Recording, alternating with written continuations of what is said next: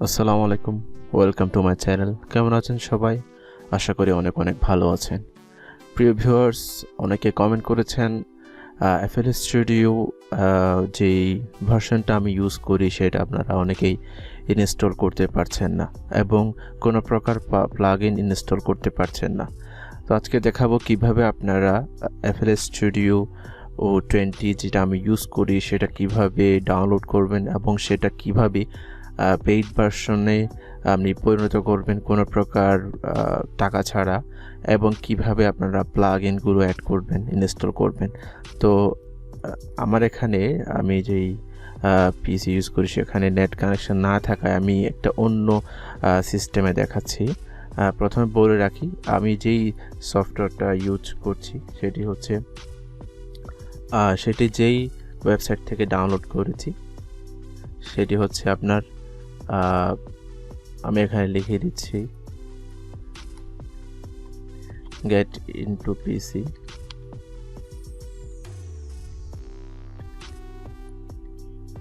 আপনারা এই ওয়েবসাইট থেকে আপনারা গেট ইনটু পিসি এই ওয়েবসাইট থেকে আপনারা সে ডাউনলোড করবেন ইনটু পিসি। এই ওয়েবসাইটে যাওয়ার পরে আপনারা অনেকগুলো এফএল স্টুডিও দেখতে পাবেন। এফএল স্টুডিও দেখার পরে সেই এফএল স্টুডিও কোনটা ডাউনলোড করবেন সেটা আজকে দেখাচ্ছি। আমি যে এফএল স্টুডিও ইউজ করি সেটা দেখাচ্ছি। আমার কাছে এখানে তিনটা এফএল স্টুডিও রয়েছে, তিনটা আপনি ইউজ করতে পারবেন চাইলে। প্রপার্টিতে যাচ্ছি, তো এখানে দেখেন আমার যেই সফটওয়্যারটা সেটি হচ্ছে FL studio producer addition V8.0, মানে এফএল স্টুডিও 8। এটা হচ্ছে অনেক আগের। তো এটা আমি ডাউনলোড করেছি কারণ একটাই, কাজ সবগুলোই করা যায়। এখানে কিছু ফিচার রয়েছে যেগুলো আমি 20তে পাইনি, অর্থাৎ অনেক প্লাগ ইন রয়েছে, ফ্রি প্লাগ ইন, সেজন্য আমি ডাউনলোড করেছি। তো একটু প্রসেস করতে কষ্ট যেহেতু ওল্ড ভার্সন। এরপর আমি যেটা ইনস্টল করেছিলাম সেটি হচ্ছে 12, এই যে আচ্ছা 20, এটাও 20, সেটা ইনস্টল করেছিলাম। এরপরে এটা হচ্ছে 12। তা আমি যেই সফটওয়্যার নিয়ে কাজ করছি আপনাদেরকে টিউটোরিয়াল দেখাচ্ছি সেটি হচ্ছে প্রডিউসার এডিশন 20.1.2.877। আপনারা আসলে পাবেন সেখানে 20 এফএল স্টুডিও 20, সেটা আপনারা ডাউনলোড করবেন। ডাউনলোড করার পরে এটা আমি যখন এটাকে এক্সট্রাক্ট করছি, এখানে এক্সট্রাক্ট হেয়ার দিচ্ছি, তখন এরকম একটা ফোল্ডার বের হচ্ছে।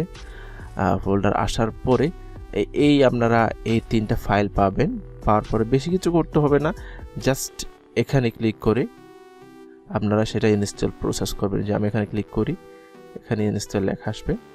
তো যেহেতু আমার ইনস্টল করা আছে আমি ইনস্টল করছি না। আর এরপরে যেটা করতে হবে, এখানে একটা পেজ ফাইল দেখেন, আমার অ্যান্টিভাইরাস কিন্তু অন আছে, আমার অ্যান্টিভাইরাসটা অফ করতে হবে অফ করে।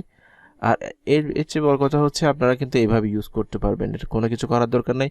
এফএল স্টুডিও আপনারা এটা ডাবল ক্লিক করে যে ইনস্টল ফাইলটা থাকবে এটা আপনারা চাইলে এটা ডাউনলোড করে ইনস্টল করতে পারবেন। কিন্তু এখানে যদি আপনারা সেটা পেইড ভার্সন করতে চান তাহলে এই একটা রয়েছে, এই ফোল্ডার রয়েছে, সেটা এক্সট্রাক্ট করবেন। আমার এখানে যেহেতু অ্যান্টিভাইরাস, আমি পেইড অ্যান্টিভাইরাস ইউজ করি, সো একটু কষ্ট, সেটা আমি দেখাতে চাচ্ছি না। আর একটা খুবই সহজ, একটা পেজ ফাইল থাকবে, জাস্ট আপনারা ওকে ডাবল ক্লিক করবেন, ইনস্টল করবেন, আর পেজ ওখানে ক্লিক করবেন, জাস্ট এতটুকুই। তো যারা অ্যান্টিভাইরাস ইউজ করে না তাদের জন্য আসলে বিষয়টা খুবই ইজি। এরপরে দেখাচ্ছি কিভাবে আপনারা প্লাগ ইনগুলো অ্যাড করবেন। তো আসলে অনেক ধরনের প্লাগ ইন আছে এখানে। আমি এখানে নেক্সাস ইউজ করি। নেক্সাস ইনস্ট্রুমেন্ট অনেক ভালো ইনস্ট্রুমেন্ট, আমরা অনেকে জানেন হয়তো। তো আসলে আমি নেক্সাস দেখাচ্ছি না এখানে। আমি ধরেন এই অটোটিউনটা, আমি এখানে একটা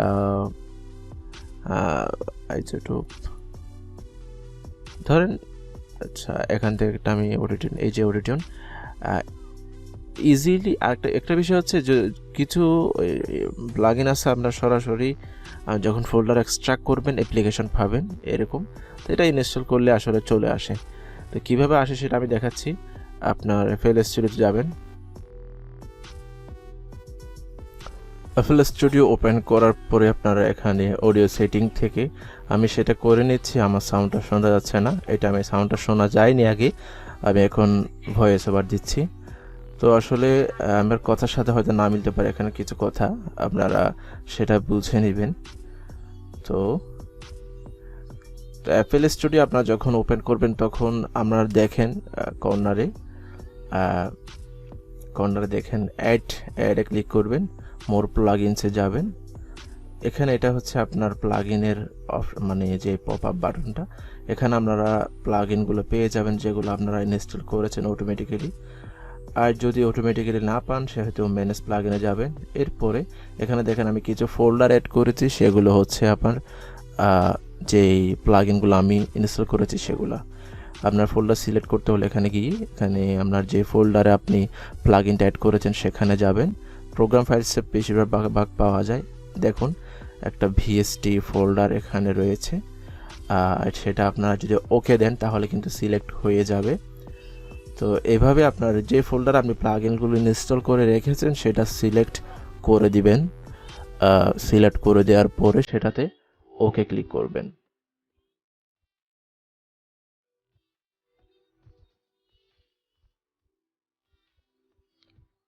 আপনার FL Studio 20 ভিতরে কিন্তু ভিএসটির একটা ফোল্ডার রয়েছে, আপনারা চাইলে সেখানেও রাখতে পারেন। ওকে করে দিবেন। আমার যেহেতু করা আছে এখানে সেই জন্য হচ্ছে না। এরপরে আপনারা কি করবেন, ফাইন্ডস প্লাগইন এখানে ক্লিক করবেন। করার পরে নিচে দেখুন এখানে একটা বার উঠেছে, যে এখানে আমি যে প্লাগইনগুলো অ্যাড করেছি সেগুলো স্ক্যানিং করছে।